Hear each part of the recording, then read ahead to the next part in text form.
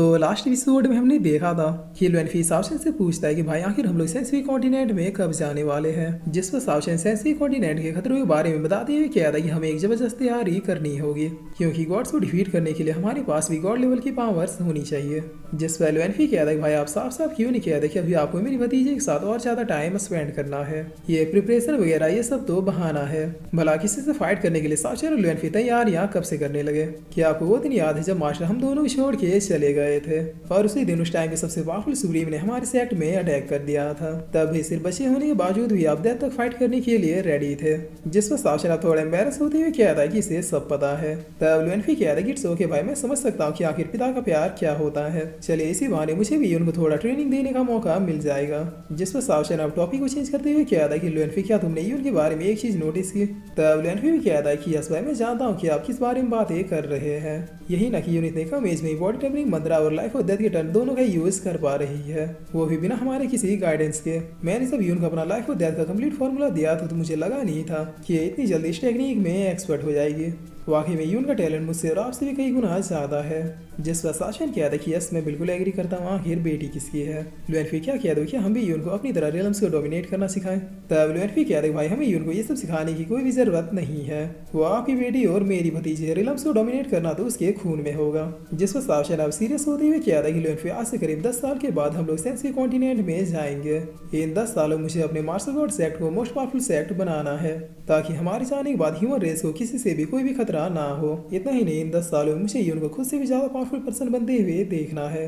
बाकी बची वो दोनों लड़की, उन दोनों में भी बहुत पोटेंशियल है, हमें उन दोनों को भी इन 10 सालों में लगभग अपनी जितना पावरफुल बना देना है। जब ये सब कंप्लीट हो जाएगा तब मैं बिल्कुल चैन से सेंसुई कॉन्टिनेंट में जा पाऊंगा। तब लुनफी कह रही भाई आप बिल्कुल चिंता मत कीजिए, आपने आज तक जो कुछ भी कहा है वो करके दिखाया है और इस बार भी वही होगा जिसे वो आप चाहेंगे। जिस पर सावशन अब आसमान की ओर देखते हुए अपने मास्टर को याद करते हुए कहता है कि मास्टर आप देख रहे हैं ना, आपके डिसाइबल ने आपसे जो प्रॉमिस किया था वो लगभग अब पूरा होने वाला है। आपके सावशन ने सिर्फ नाइलम को ही नहीं बल्कि नाइलम के बाहरी दुनियाओं को भी कॉन्कर करना शुरू कर दिया है।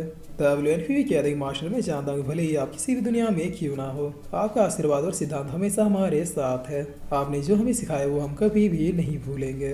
और अब सीन चेंज होता है और हमें एक अननोन प्लेस का सीन दिखाया जाता है जहाँ पर केव के अंदर बैठा हुआ आदमी हंसते हुए कहता है कि पता नहीं फ्यूचर में अब सेंसुई कॉन्टिनेंट में मौजूद ली फैमिली का क्या होगा, क्योंकि आज तक सेंसुई कॉन्टिनेंट वालों ने भी उन दोनों जैसा किसी को भी नहीं देखा होगा। तब इस गेम में अब एक डिसाइबल आते हुए कहता है कि लॉर्ड न्यूज कंफर्म है। सावशन ने अनाउंसमेंट कर दिया है कि 10 साल के बाद वो लुनफी सेंसुई कॉन्टिनेंट में जाएंगे। जिस पर ये आदमी अब और भी ज्यादा खुश होते हुए कहता है कि बहुत खूब, अब तो सिर्फ मुझे इन 10 सालों के गुजरने का इंतजार है, क्योंकि ह्यूमन रेस और वो सारे रेसेस जो कि वीक है इनका भविष्य इन दोनों के ही हाथों में है। तो गाइस अब आप लोग बताइए कि आदमी कौन हो सकता है, ताकि मैं कंफर्म हो जाऊं कि मैं जो सोच रहा हूँ आप लोग भी वही सोच रहे हैं। जिसके बाद अब सीन चेंज होता है और हमें रात का सीन दिखाया जाता है जहाँ पर ठीक सावशन के अनुसार यून सावशन के पास पहुंच जाती है। तब सावशन अभी उनके सर पे अपना हाथ रखते हुए कहता है कि लुनफी तो वो लोग बिल्कुल सही कह रहे थे। जिस पर लुनफी कहता है कि सब लोग मेरी भतीजी जन्म से ये गॉड लेवल के बॉडी को कंटेन करती है, बिल्कुल सेंसुई कॉन्टिनेंट के गॉड्स की तरह।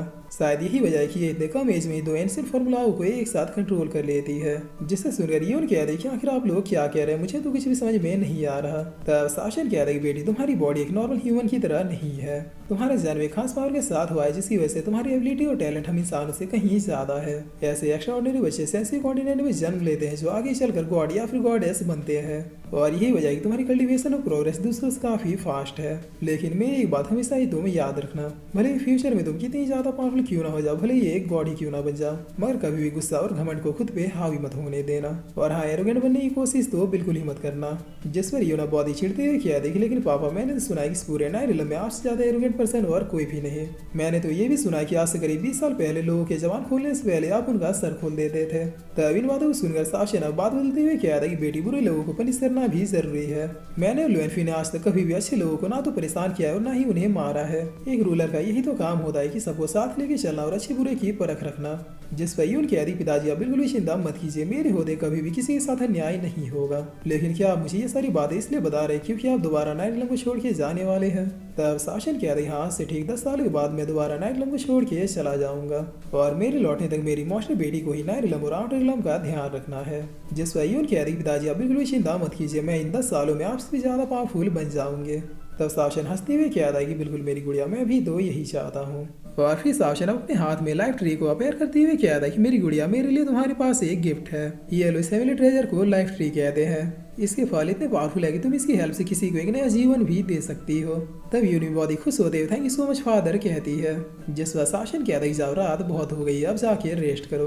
और अब सीन चेंज होता है, हम देखते हैं कि सावशन भी अपने कमरे में पहुंच चुका होता है। तब जिंगमिंग अब सावशन से पूछते हैं कि आखिर तुम उतनी देर से क्या कर रहे हो। जिस पर सावशन कहता है कि मैं देख रहा हूँ कि क्या मैं इस गोल्ड स्टोन की हेल्प से एक नई यूनिवर्स को क्रिएट कर सकता हूँ। मेरा मतलब कोई छोटे मोटे रिलम्स जहाँ पे मैं कमजोर क्रिएचर्स को रख सकूँ। मगर अफसोस मैं तब से कोशिश कर रहा हूँ, लेकिन हो ही नहीं रहा। लगता है सेंसी कॉन्टिनेंट से लौटने के बाद ही मैं ये सब कर पाऊंगा। आज मुझे पता चला कि एमसन सुप्रीम कितने पावरफुल थे, स्पेशली इटर्नल सुप्रीम जो बस कुछ ही मिनटों में किसी रिलम को क्रिएट कर देते थे। पता नहीं मैं उनके जैसा कब कर पाऊंगा। तब जिमी अब बहुत ही गौर से देखते हुए कहते हैं कि इस स्टोन में तो क्रिएचर्स है। जिस पर सावशन कहता है कि यही तो मैं चाहता हूँ कि इनके जैसे भी क्रिएचर भी खुल कीजिए, इसीलिए तो मैं इनके लिए एक नए रिलम को ही क्रिएट करना चाहता हूँ। तब जिमी अब बहुत ही हंसते हुए कहते हैं कि क्रिएचर कितनी अगली है। ऐसा तुमने कहा था जब हम लोग ब्लैक ही को अडॉप्ट कर रहे थे, और आज देखो तुम इन क्रिएचर्स के लिए एक नई रिलम को क्रिएट करना चाह रहे हो। मेरे एलिमेंट बाबू, आउटर रिलम से लौटने के बाद तुम्हारा दिल कुछ ज्यादा ही नरम हो गया है।